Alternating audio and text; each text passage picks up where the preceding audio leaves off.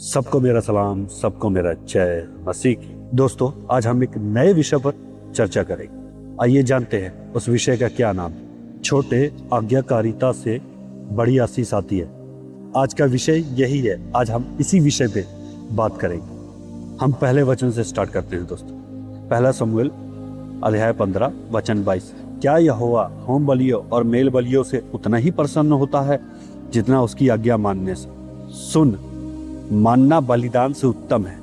परमेश्वर होम बलि या मेल बलि से इतना प्रसन्न नहीं होता जितना प्रसन्न वो अपनी आज्ञा मानने से होता है दोस्तों। वो चाहे क्यों छोटी ही क्यों ना हो, वो अपनी आज्ञा मानने से खुश होता है दोस्तों। और जो उसकी सुनता है और जो उस वचनों पर चलता है और छोटी छोटी आज्ञाओं को मानता है, उससे परमेश्वर अति प्रसन्न होता है उस इंसान से। दूसरा वचन पढ़ते हैं, लूका की पुस्तक अध्याय 16 वचन 10। जो थोड़े में विश्वास योग्य है वह बहुत में भी विश्वास योग्य है। इसका मतलब क्या है दोस्तों? कि अगर वो छोटी आज्ञा का पालन कर रहा है तो वो बड़ी आज्ञा का भी पालन करेगा। यदि वो बड़ी आज्ञा का पालन नहीं कर रहा है तो छोटी आज्ञा का भी पालन नहीं करेगा। इसलिए कहा है जो थोड़े में विश्वास योग्य है वो बड़े में भी विश्वास योग्य होगा। इंसान छोटे में ही अपना विश्वास तोड़ देता है तो वो बड़ा आज्ञा कहाँ से मानेगा? यदि वो छोटे आज्ञा को भी फॉलो कर रहा है तो बड़े आज्ञा को भी मानेगा और उसमें विश्वास योग्य रहेगा। परमेश्वर अपनी आज्ञा मानने वाले से ही खुश होता है, चाहे वो छोटी हो या बड़ी।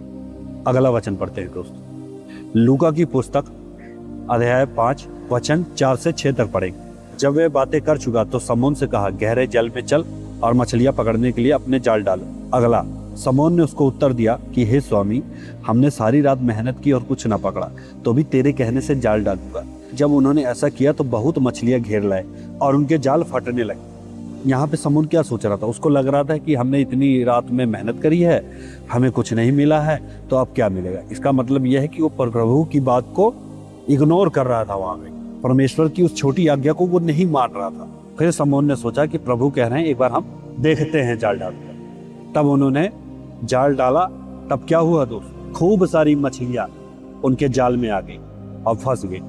यहाँ पर प्रभु ने छोटी सी आज्ञा मनवा कर इतनी सारी मछलियां पकड़वा दी इनसे। और ये सोच रहे थे कि हमने इतनी रात मेहनत करी, कुछ नहीं होगा, हो सकता है अब भी कुछ ना हो, एक बार हम परख लेते हैं। पर उनको क्या पता था कि जो सामने खड़ा है वो प्रभु है। उसकी एक छोटी आज्ञा भी, मछली भी उसका कहना मानती है। तो हमने यहाँ क्या जाना कि प्रभु ने जो कहा है हमें उसे मानना है, चाहे वो छोटी आज्ञा हो चाहे वो बड़ी आज्ञा हो, वो हमारे फायदे के लिए। जो छोटी आज्ञा भी माने वही सफल व्यक्ति, वही आगे चलकर बड़ी आज्ञा को भी फॉलो करे। अगला वचन पढ़ते, पहला शमूएल अध्याय 15। यहाँ पे दोस्तों क्या हुआ था? परमेश्वर ने शाऊल को क्या कहा था?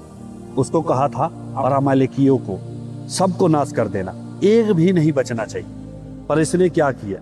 इसने अमालेकियों को तो मारा, पर वहां के जो पशु थे उन सबको बचा कर ले आए। और वहां पर परमेश्वर की इसने आधी आज्ञा को माना और परमेश्वर शाऊल से नाराज हो गए, क्योंकि इसने परमेश्वर की छोटी आज्ञा को भी नहीं माना। आधा तो माना, आधा नहीं माना, इसलिए परमेश्वर इसके खिलाफ हो गया। इसके परिणाम में इसको क्या चुकाना पड़ा? इसने राज्य खो दिया दोस्तों, क्योंकि इसने परमेश्वर की आज्ञा का उल्लंघन किया। अगर ये परमेश्वर की आज्ञा को मानता तो परमेश्वर इससे राज्य न छीनता। इसने वो सब किया जो परमेश्वर को बिल्कुल पसंद नहीं आया और उसका परिणाम इसको भुगतना पड़ा। परमेश्वर अपनी आज्ञा मानने वालों से प्रसन्न होता, ना कि आज्ञा टालने वालों से। आइए हम अगले वचन से जानते हैं। व्यवस्था विवरण की पुस्तक अध्याय 28 वचन 1-2 पढ़ेंगे। यदि तू अपने परमेश्वर यहोवा की सब आज्ञाएं जो मैं आज तुझे सुनाता हूँ चौकसी से पूरी करने का चित्त लगाकर उसकी सुने, तो वह तुझे पृथ्वी की सब जातियों में श्रेष्ठ करेगा। फिर अपने परमेश्वर यहोवा की सुनने के कारण ये सब आशीर्वाद तुझ पर पूरे होंगे। इस वचन में क्या कहा है दोस्तों? यदि तू अपने परमेश्वर की सब आज्ञा को मानेगा तो परमेश्वर तुझे आशीषित करेगा, आशीर्वाद देगा, ताकि तू पृथ्वी पे सबसे श्रेष्ठ हो। तो परमेश्वर उनसे खुश होता है जो उसकी आज्ञाओं को मानते हैं और छोटी छोटी बात को डिनाई नहीं करते, परमेश्वर की आज्ञा को पूरा करते हैं। परमेश्वर हमेशा उनको फलवंत करता, उनको बढ़ाता है और उनका यश बढ़ता चला जाता है। दोस्तों, आज हम इस टॉपिक से क्या सीखे? कि परमेश्वर की एक भी आज्ञा यदि हम अपने जीवन में फॉलो नहीं करते, चाहे वो छोटी हो या बड़ी, तो परमेश्वर हमारे साथ नहीं रहता। हमें परमेश्वर की आज्ञा को पूरा करना है, उसकी छोटी छोटी आज्ञा को पूरा करना है, उसके वचनों में बने रहना है और उसके वचनों का, उसकी बातों का हमें ध्यान देना, उसकी आज्ञा को मानना है। हमने अपने जीवन से उसकी आज्ञा का पालन किया। आशा करता हूं दोस्तों आपने आज इस विषय से बहुत कुछ सीखा होगा और आपकी आत्मिक उन्नति हुई होगी। दोस्तों फिर मैं एक नए विषय के साथ, एक नए टॉपिक के साथ फिर बहुत जल्द वापस आऊंगा। तब तक सबको मेरा सलाम, सबको मेरा जय मसीह।